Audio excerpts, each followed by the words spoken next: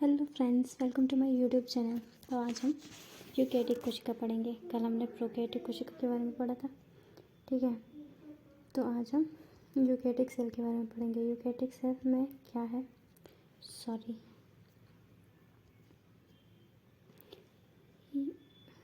हम इसे थोड़ा सा फाइन कर लेते हैं। ये क्या है, सभी आद्य जीवों में पाई जाती है। आद्य जीव कौन कौन से होते हैं आपके? ये पादप जगत, प्राणी जगत, ठीक है। और आपका यूकेरियोटिक सेल, पादप, प्राणी, कवक, यूकेरियोटिक कोशिका पाई जाती है इन सभी में, ठीक है, आद्य जीवों में। अब यूकेरियोटिक कोशिका में क्या होता है, झिल्लीदार अंगक की उपस्थिति के कारण कोशिका द्वारा कैसा कक्षिक प्रतीत होता है। इसमें झिल्लीदार अंगक होते हैं, जैसे एंडोप्लाज्मिक रेटिकुलम होता है, गोल्जी कॉय होता है, इनमें सब में झिल्ली पाई जाती है, जिसकी वजह से ये कैसे ऐसे बॉक्स के जैसे प्रतीत होते हैं, जैसे इसमें छोटे छोटे खंडों में चीज़ें बटी हुई हैं, ठीक है। इस तरह से हमें प्रतीत होता है, ठीक है। तो ये क्या होती है, यूकेरियोटिक कोशिका में झिल्ली में केंद्रक आवरण युक्त क्या मिलता है, केंद्रक मिलता है। क्या मिलता है इसमें? केंद्रक, सुव्यवस्थित और संगठित केंद्रक मिलता है। अब इसके अतिरिक्त यूकेरियोटिक कोशिका में क्या विभिन्न प्रकार के जटिल गति में एवं कोशिका कंकाल जैसी संरचना मिलती है। इसमें क्या होता है, आनुवांशिक पदार्थ गुणसूत्रों के रूप में व्यवस्थित होते हैं, ठीक है। अब यूकेरियोटिक कोशिका एक जैसी नहीं होती। सारी यूकेरियोटिक कोशिका जो होती है एक जैसी नहीं होती। जैसे प्रोकैरियोटिक कोशिका संरचना तथा कार्य में एक समान जैसी होती है, क्योंकि इसमें एक ही कोशिका होती है। लेकिन जो यूकेरियोटिक कोशिका होती है वो बहुत सारी कोशिकाओं से बनी होती है। इस प्रकार से ये एक जैसी नहीं होती, इसकी संरचना अलग अलग हो सकती है, ठीक है। अब जैसे पादप और जंतु कोशिकाएं भिन्न होती हैं। पादप कोशिका में कोशिका भित्ति जैसे डायग्राम में बताया था आपका लवक, ठीक है, और आपकी एक बड़ी सी केंद्रीय राजधानी मिलती है, जबकि प्राणी कोशिका में ये सब अनुपस्थित होती है। दूसरी तरफ जो कोशिकाओं में तारककाय मिलता है, लगभग सभी पादप कोशिकाओं में जो तारककाय जो होता है वो अनुपस्थित होता है, ठीक है। अब आइए अब प्रत्येक कोशिकीय अंग की संरचना एवं कार्यविधि का अध्ययन करते हैं, ठीक है। तो हम सबसे पहले कोशिका झिल्ली के बारे में पढ़ेंगे। कोशिका झिल्ली क्या कहती है हमारी? तो ये 1950 में जब इलेक्ट्रॉन सूक्ष्मदर्शी की खोज के बाद कोशिका झिल्ली का विस्तृत संरचना जो है का ज्ञान संभव हो सका था, ठीक है। इसी बीच हमने क्या, मनुष्य की लाल रक्त कणिका की कोशिका झिल्ली के रासायनिक अध्ययन के बाद जीव द्रव्य की संभावित संरचना के बारे में जानकारी प्राप्त की थी, ठीक है। इलेक्ट्रॉन सूक्ष्मदर्शी की जब खोज हो गई थी तब हमने मानव की जो रक्त कणिका है उसका अध्ययन किया था, ठीक है। तो अध्ययन के बाद इस बात की पुष्टि हुई कि कोशिका झिल्ली मुख्यतः किसकी बनी होती है? लिपिड व प्रोटीन की बनी होती है, ठीक है। लिपिड व प्रोटीन की बनी होती है। इसमें प्रमुख लिपिड कौन सा होता है आपका? फॉस्फोलिपिड प्रमुख लिपिड होता है, ठीक है। फिर क्या होती है, ये दो सतहों में व्यवस्थित होती है, ये दो सतहों में व्यवस्थित होती है, ठीक है। अब लिपिड की झिल्ली के अंदर, लिपिड जो होते हैं वो झिल्ली के अंदर उपस्थित होते हैं, ठीक है। इसका जो ध्रुवीय सिरा होता है वो कहाँ होता है? बाहर की ओर होता है। और जो जल भीरू सिरा होता है, जो पुच्छ होती है, वो अंदर की ओर होती है, ठीक है। इससे सुनिश्चित होता है कि संतृप्त हाइड्रोकार्बन से बनी हुई अध्रुवीय पुच्छ जलीय वातावरण से सुरक्षित होती है। जो इनकी लिपिड की जो दोहरी सतह होती है, ये बाइलेयर सतह होती है, ठीक है। इसमें क्या होता है, जो सिर वाला भाग होता है वो जल के संपर्क में होता है, ठीक है, जैसे हम ध्रुवीय सिरा कहते हैं। और जो पूंछ होती है वो जल के अंदर होती है, क्योंकि ये जल से डरती है, एक तरह से ये हाइड्रोफोबिक होती है, ठीक है। ये जल से डरती है, इसलिए ये जल के संपर्क से दूर रहती है, ठीक है। तो इससे ये सुनिश्चित होता है कि जो संतृप्त हाइड्रोकार्बन की जो अध्रुवीय पुच्छ होती है वो जलीय वातावरण से सुरक्षित होती है, ठीक है। अब इसके अतिरिक्त फॉस्फोलिपिड जो है आपकी, फॉस्फोलिपिड में क्या होते हैं, झिल्ली में, फॉस्फोलिपिड की झिल्ली में कोलेस्ट्रॉल होते हैं, ठीक है, कोलेस्ट्रॉल होते हैं। तो ठीक है, अब हम आगे बढ़ते हैं कि बाद में जब जैव रासायनिक अनुसंधानों से स्पष्ट हो गया कि कोशिका झिल्ली में प्रोटीन एवं कार्बोहाइड्रेट पाए जाते हैं, ठीक है। विभिन्न कोशिकाओं में प्रोटीन और आपके लिपिड का जो अनुपात होता है वो कैसा होता है? भिन्न भिन्न होता है, ठीक है। जैसे कि आपके मानव की रुधिराणु ले लो, ठीक है। हम एक मानव की सेल लेकर उसका अध्ययन करते हैं और हम पता करते हैं कि कैसे इसमें अलग अलग पाए जाते हैं, ठीक है। आपके रुधिराणु झिल्ली में लगभग 52% प्रोटीन और 40% आपकी लिपिड मिलती है, ठीक है। आपकी लिपिड 40% मिलती है, ठीक है। अब झिल्ली में पाए जाने वाले प्रोटीन को अलग करने के आधार पे जो झिल्ली में प्रोटीन्स पाए जाते हैं, ये कैसे पाए जाते हैं, या तो झिल्ली के ऊपर पाए जाएंगे या फिर झिल्ली में कुछ अंदर पाए जाएंगे। तो उसके आधार पे हमने निकालने की सुविधा के आधार पे हमने इन्हें बांटा है, ठीक है। ये बॉक्स रहने देते हैं, हम इसे अंडरलाइन ही करते हैं, ठीक है। कलर भी चेंज कर लेते हैं। सुविधा के आकार पे हम इसे 2 भागों में, अंगभूत व परिधीय प्रोटीन भागों में विभक्त कर सकते हैं, ठीक है। आपका परिधीय प्रोटीन झिल्ली की सतह पर होता है, जबकि अंगभूत प्रोटीन जो होता है वो आंशिक या पूर्ण रूप से झिल्ली में धंसा होता है, ठीक है। परिधीय प्रोटीन कहाँ होता है, परिधि पर होता है, ठीक है, झिल्ली के सतह पर होता है। जो अंगभूत प्रोटीन होता है वो कैसा होता है, या तो आंशिक रूप से झिल्ली के में दबा होगा या फिर पूरी तरीके से बीच में फंसा हुआ होगा, ठीक है। कोशिका झिल्ली का जो उन्नत नमूना था वो सेंगर तथा निकोलसन ने सन 1972 में दिया था, ठीक है। तो इसे हम क्या कहते हैं, तरल क्रिमीर नमूना कहते हैं, जो व्यापक रूप से स्वीकारा गया था। इसके पहले और भी कई मॉडल आए थे, जैसे डेविन डेवनसल का, जो कि उन्नत नहीं था, जो कि स्वीकारा नहीं गया था। जो सबसे उन्नत जो नमूना दिया था वो आपके सिंगर तथा निकोलसन ने दिया था, जिसे हम तरल क्रिमीर नमूना कहते हैं, फ्लूइड लिक्विड फ्लूइड मॉडल कहते हैं, ठीक है। तो ये क्या है, इसके अनुसार लिपिड कैसा होता है, अर्ध तरल प्रकृति के कारण फॉस्फोलिपिड की द्विसतह के भीतर प्रोटीन जो है पार्श्विक गति करता है। अब जो लिपिड की जो प्रकृति होती है वो कैसी होती है, तरल, अर्ध तरल होती है, ना तो वो ठोस होती है और ना ही लिक्विड होती है, ये अर्ध तरल होती है, ठीक है। तो इसमें क्या करते हैं, जो प्रोटीन है वो पार्श्विक गति करते रहते हैं, ठीक है। तो झिल्ली के भीतर गति करने की क्षमता को हम क्या कहते हैं, तरलता कहते हैं, ठीक है। अब हम इसकी स्ट्रक्चर देखते हैं। कोशिका झिल्ली, ये है आपकी एक सतह, ये है आपकी दूसरी सतह, ठीक है। तो ये जो है गोल गोल, ये आपका कौन सा सिरा है, सिर है ये, है ना। और ये अंदर जो है वो पूंछ है, ठीक है। ये आपके जल के संपर्क का भाग है और ये जो है ये जल के से बचने वाला भाग है, ठीक है। ये क्या करता है, जल के संपर्क में नहीं रहता, ये वाला भाग, ठीक है। ये आपकी कौन है, ये आपकी अंगभूत प्रोटीन है, ठीक है। और ये जो है ये परिधीय प्रोटीन है, ठीक है। अब इसमें शर्करा भी पाई जाती है, ठीक है, लिपिड्स, इसमें कुछ कोलेस्ट्रॉल भी पाए जाते हैं, है ना। ये परिधीय प्रोटीन जिन्हें हम आसानी से निकाल सकते हैं, और ये जो आपके अंगभूत प्रोटीन होते हैं, ये जो आपके प्रोटीन होते हैं इन्हें निकालना थोड़ा कठिन होता है। जो परिधि के प्रोटीन हम आसानी से निकाल सकते हैं, ठीक है। ये क्या है, फॉस्फोलिपिड की द्विक सतह है, ठीक है। तो ये झिल्ली का तरल क्रिमीर नमूना, फ्लूइड मोज़ेक मॉडल, ठीक है। तो हम नेक्स्ट देखते हैं कि झिल्ली की तरलीय प्रकृति, इसके कार्य, जैसे कोशिका वृद्धि, ठीक है।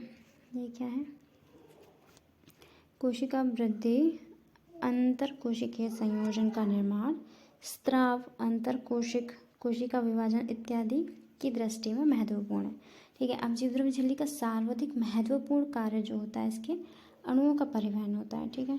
ये झिल्ली से क्या होता है, अणुओं का परिवहन होता है। अब यह झिल्ली इसके दोनों तरफ मिलने वाले अणुओं के लिए कैसी होती है, चयनित पारगम। चयनित पारगम क्या होता है, चयनित पारगम ये कुछ अणुओं को सिलेक्ट करके उसे झिल्ली के आर पार जाने देगी। हर अणु, विलय या विलायक, दोनों को ये नहीं जाने देगी कुछ झिल्ली से बाहर, ठीक है। या तो ये अणु को, विलय को जाने देगी या विलायक को जाने देगी। तो ये चूज करेगी कि वो किन किन कणों को जाने दे सकती है और किन किन कणों को नहीं जाने दे सकती है। तो इसे हम कहते हैं कि चयनित पारगम होती है, ठीक है। ये क्या होती है, कुछ अणु बिना ऊर्जा की आवश्यकता के झिल्ली के आर पार हो जाते हैं, जैसे हम निष्क्रिय परिवहन कहते हैं। अब निष्क्रिय परिवहन क्या होता है, जैसे हम इससे समझते हैं, ये है एक ढलान, ठीक है। अब अगर हम किसी चीज़ को यहाँ से भेजते हैं, ठीक है, जैसे हमें इसे यहाँ से भेजना है तो ये कैसा होगा, निष्क्रिय, हमें किसी भी प्रकार की कोई ऊर्जा नहीं देनी, या आराम से नीचे आ जाएगा। ठीक है, लेकिन अगर हम इसका उल्टा करें, ठीक है, हमें इसका उल्टा करना है, हमें इसको यहाँ से यहाँ भेजना है, तो इसमें हमें क्या मेहनत लगेगी, ऊर्जा। जैसे सीढ़ी, हम सीढ़ी चढ़ते हैं तो हमें चढ़ने में ऊर्जा लगती है, ठीक है, हम थक जाते हैं। लेकिन अगर हमें सीढ़ी उतरना है तो हम 2 सेकंड में सीढ़ी उतर जाते हैं, क्यों, उसमें हमें किसी भी प्रकार की कोई ऊर्जा वगैरह नहीं लगती। ठीक है, उसी तरह से ये होता है निष्क्रिय परिवहन, कि जिसमें हमें ऊर्जा की आवश्यकता नहीं होती, हम निम्न से उच्च की ओर, उच्च से निम्न की ओर जा रहे हैं, तो उसमें किसी भी प्रकार की ऊर्जा नहीं देनी पड़ेगी। लेकिन अगर हम उच्च सांद्रता से निम्न सांद्रता की ओर जाएंगे तो हमें उसमें ऊर्जा की आवश्यकता होगी। ठीक है, तो जो उदासीन विलय सांद्रता प्रवणता के अनुसार, जैसे हम, ठीक है, सांद्रता प्रवणता के अनुसार उच्च सांद्रता से निम्न सांद्रता की ओर साधारण विसरण द्वारा झिल्ली से होकर जाते हैं। ठीक है, तो जल भी इस झिल्ली से उच्च सांद्रता से निम्न सांद्रता की ओर गति करता है। ठीक है, विसरण द्वारा जल के प्रवाह को क्या कहते हैं, पराशरण कहते हैं। ठीक है, अब चूंकि ध्रुवीय अणु अध्रुवीय लिपिड की सतह कैसी होती है, अध्रुवीय होती है, और जो ध्रुवीय अणु होते हैं वो तो झिल्ली से नहीं जा सकते। ठीक है, ये क्या होते हैं, होकर पार नहीं जा सकते। इन्होंने झिल्ली से होकर परिवहन के लिए झिल्ली की वाहक प्रोटीन की आवश्यकता होती है। ठीक है, इन्हें वाहक प्रोटीन की आवश्यकता होती है। तो वाहक प्रोटीन क्या करते हैं, इन्हें इधर एक पार से दूसरे पार जाने में सहायता करते हैं। ठीक है, अब कुछ आयन और अणु झिल्ली से होकर परिवहन उनकी सांद्रता प्रवणता के विपरीत, जैसे सांद्रता प्रवणता के विपरीत, जैसे निम्न से उच्च की ओर, जैसे मैंने आपको बताया कि निम्न सांद्रता से उच्च की ओर जाने पे जैसे हमें सीढ़ी चढ़ने में क्या होगी, ऊर्जा की आवश्यकता होगी, तो उसी तरह से ये सक्रिय परिवहन होता है। तो इस प्रकार के परिवहन हेतु ऊर्जा आधारित प्रक्रिया होती है, जिसमें क्या होता है, एटीपी का उपयोग होता है, इसे हम सक्रिय परिवहन कहेंगे। ठीक है, यह पंप के रूप में कार्य करता है, जैसे सोडियम पोटेशियम आयन पंप होते हैं। ठीक है, सोडियम पोटेशियम पंप क्या होता है, ये आप नेक्स्ट लेक्चर में, जूलॉजी के लेक्चर में पढ़ते हैं। ठीक है, अब हम कोशिका भित्ति के बारे में देखते हैं। तो कोशिका भित्ति क्या होती है, यह आपको याद होगा कि कवक और पादप की जीवद्रव्य झिल्ली के बाहर जो एक दृढ़ संरचना होती है, जो कोशिका को फटने से और निपातित होने से बचाती है, तो इस दृढ़ संरचना को हम कहते हैं कोशिका भित्ति। ठीक है, कोशिका भित्ति को केवल यांत्रिक हानियों से संरक्षण से रक्षा नहीं करता, ये जो आपकी कोशिका भित्ति होती है ये यांत्रिक हानि और संक्रमण से ही रक्षा नहीं करती, बल्कि ये कोशिकाओं के बीच आपसी संपर्क बनाए रखती है। ठीक है, तथा अवांछनीय बृहद अणुओं के लिए अवरोध उत्पन्न करती है। ठीक है, अब शैवाल की जो कोशिका भित्ति होती है, तो कोशिका भित्ति किसकी, शैवाल की किसकी बनी होती है, तो ये होती है आपकी सेल्यूलोज, कैलेक्टोज, मेनान्स व खनिज जैसे कैल्शियम कार्बोनेट की बनी होती है। जबकि दूसरे पौधों में ये सेल्यूलोज, हेमीसेल्यूलोज, ये आपके पादप की है ना। शैवाल में कौन कौन से हैं आपके, शैवाल की कोशिका भित्ति बनी होती है सेल्यूलोज, कैलेक्टोज, मेनान्स और खनिज जैसे कैल्शियम कार्बोनेट की। ये ये नीट में आ चुका क्वेश्चन है। ठीक है, पादप की कोशिका किससे मिलकर बनी होती है, तो ये सेल्यूलोज, हेमीसेल्यूलोज, पेक्टिन प्रोटीन की बनी होती है। अब नव पादप कोशिका की कोशिका भित्ति जो होती है उसमें क्या होती है, प्राथमिक भित्ति में वृद्धि की क्षमता होती है। ठीक है, अब जैसे कोई पादप कोशिका है, ठीक है, उसमें क्या होता है कि कोशिका भित्ति में जो प्राथमिक भित्ति होती है वो क्या करती है, जैसे जैसे कोशिका वृद्धि करती जाती है वैसे वैसे प्राथमिक भित्ति जो है वो घटती जाती है, उसके साथ में द्वितीयक भित्ति का निर्माण होता है। ठीक है, तो कोशिका भित्ति की परिपक्वता के साथ घटती जाती है। इसके साथ कोशिका के भीतर की तरफ क्या होता है, द्वितीयक भित्ति का निर्माण होने लगता है। ठीक है, अब मध्य पटलिका मुख्यतः कैल्शियम पेक्टेट की बनी होती है। ठीक है, तो इसमें एक मध्य पटलिका का निर्माण होता है जो कि क्या होती है, आसपास की विभिन्न कोशिकाओं को आपस में चिपकाए व पकड़े रखती है। मध्य पटलिका क्या करती है, कैल्शियम पेक्टेट की तो बनी होती है पहली तो ये। ठीक है, फिर ये क्या करती है, आसपास की जो आस पड़ोस की जो कोशिकाएं होती हैं उनको या तो ये ऐसे ज्वाइंट करके रखते हैं। ठीक है, इसकी कोशिका भित्ति एवं मध्य पटलिका में जीव द्रव्य तंतु प्लाज्मोडेस्माटा आड़े तिरछे रूप में स्थित रहते हैं और आसपास की कोशिका द्रव्य को जोड़ते हैं। ठीक है, फिर क्या आता है आपका अंतःझिल्ली तंत्र। ठीक है, तो ये अंतःझिल्ली तंत्र क्या होता है, आइए हम इसके बारे में पढ़ते हैं। अंतःझिल्ली तंत्र, ठीक है। अब झिल्लीदार अंगक कार्य व संरचना के आधार पर एक दूसरे से काफ़ी अलग होते हैं। ठीक है, इनमें से बहुत से तो ऐसे होते हैं जिनके कार्य एक दूसरे से जुड़े रहते हैं, इन्हें अंतःझिल्ली तंत्र के अंतर्गत रखते हैं। ठीक है, अब इसके अंतर्गत आते कौन कौन है हम वो देखते हैं। तो आपका एंडोप्लाज्मिक रेटिकुलम, गोल्जी काय, लयनकाय व राजधानी अंगक इसमें आते हैं। ये क्या है, ये सारे अंगक अपने अपने कार्य अलग अलग तो करते हैं, लेकिन ये एक साथ मिलकर एक कार्य को, है ना, एक कार्य के लिए एक दूसरे के साथ जुड़े रहते हैं। ठीक है, तो ये कौन कौन से होते हैं आपके, एंडोप्लाज्मिक रेटिकुलम, गोल्जी काय, लयनकाय और राजधानी।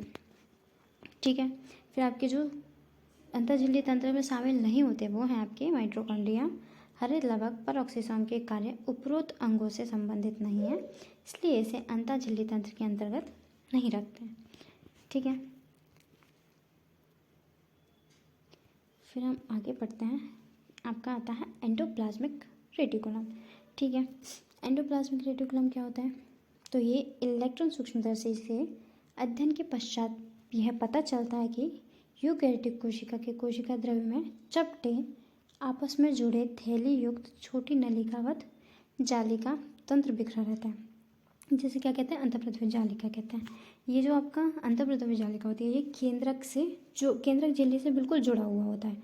ठीक है, इसमें क्या होता है, केंद्रक झिल्ली से बिल्कुल जुड़ा होता है, ऐसे चपटे संरचना होती है। देखिए इस तरह से केंद्रक से ये इस तरह से ऐसे बना होता है ये। ठीक है, केंद्रक झिल्ली से बिल्कुल चिपक के बना हुआ होता है। ठीक है, तो ये केंद्रक झिल्ली का ही एक प्रक्षेप टाइप का होता है। ठीक है, तो अंतःप्रद्रव्य जालिका जिसे हम क्या कहते हैं, अंतःप्रद्रव्य जालिका कहते हैं। ठीक है, तो ये क्या होता है, प्राय इसमें राइबोसोम अंतःप्रद्रव्य जालिका की बाहरी सतह पर चिपके रहते हैं।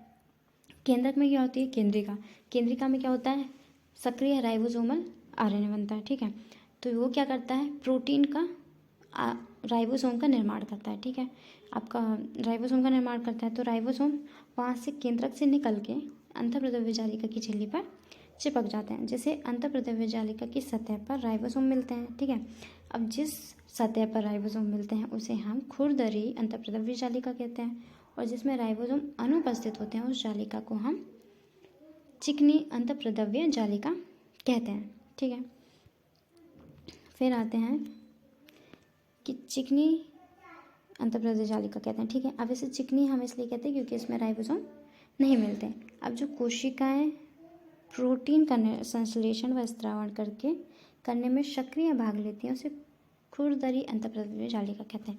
अब जैसे राइबोसोम क्या करता है, प्रोटीन का निर्माण करता है, तो जिस अंतःप्रद्रव्य जालिका पे राइबोसोम प्रेजेंट होंगे वो प्रोटीन बनाने में सक्रिय भाग लेगी। ठीक है, और जिस झिल्ली पे राइबोसोम नहीं पाए जाते, ऑब्वियस सी बात है उसमें प्रोटीन का निर्माण तो होगा नहीं, तो उसमें क्या होगा, लिपिड का निर्माण होगा। ठीक है, तो ये बहुतायत से मिलते हैं। ये काफ़ी फैली हुई केंद्रक के बाहर झिल्ली तक पाई जाती हैं। ठीक है, चिकनी अंतःप्रद्रव्य जालिका प्राणियों में लिपिड के संश्लेषण के प्रमुख स्थल होते हैं। ठीक है, लिपिड की भांति स्टेरॉयड हार्मोन चिकनी अंतःप्रद्रव्य जालिका में पाए जाते हैं। ठीक है, चिकनी अंतःप्रद्रव्य जालिका क्या होती है, इसमें स्टेरॉयड हार्मोन जो होते हैं वो और लिपिड का मुख्य संश्लेषण होता है। ठीक है, तो क्या होता है, जिसमें जो लिपिड का संश्लेषण करती है वो आपकी चिकनी अंतःप्रद्रव्य जालिका होती है। ठीक है, मुख्य स्थल लिपिड का होता है और बाकी ये स्टेरॉयड हार्मोन चिकनी अंतःप्रद्रव्य जालिका में होते हैं। ठीक है, अब अंतःप्रद्रव्य जालिका का हम डायग्राम पढ़ते हैं। तो अंतःप्रद्रव्य जालिका का क्या है, ये देखिए ये है आपका केंद्रक। ठीक है, इसे हम थोड़ा सा थिन कर लेते हैं। तो ये है आपका केंद्रक, ठीक है। ये है आपका केंद्रक, ठीक है, केंद्रक है। और ये क्या है आपके केंद्रक छिद्र है, ठीक है। ये जो है आपकी खुरदरी अंतःप्रेरक जालिका है, क्योंकि इसमें ये राइबोसोम पाए जा रहे हैं। ये आपके ये क्या है आपके राइबोसोम, ठीक है। और यहाँ पे ये वाली जो अंतःप्रेरक जालिका है, यहाँ पे राइबोसोम जो है वो एब्सेंट है, ठीक है। कैसे हैं? एब्सेंट है। तो यहाँ पे क्या होगा, इसे हम चिकनी अंतःप्रेरक जालिका कहेंगे। और इसमें लिपिड का संश्लेषण होगा, इसमें प्रोटीन का संश्लेषण होगा, ठीक है। ये आपके प्रोटीन का संश्लेषण करेगी और ये आपके लिपिड्स का संश्लेषण करेगी, ठीक है। तो चलिए आज के लेक्चर में इतना ही रखते हैं, मिलते हैं नेक्स्ट वीडियो में। वीडियो कैसा लगा कमेंट करके बताइएगा। चैनल को सब्सक्राइब कीजिए, लाइक कीजिए, शेयर कीजिए और कमेंट करके बताइए। Till then take care, bye bye, thank you.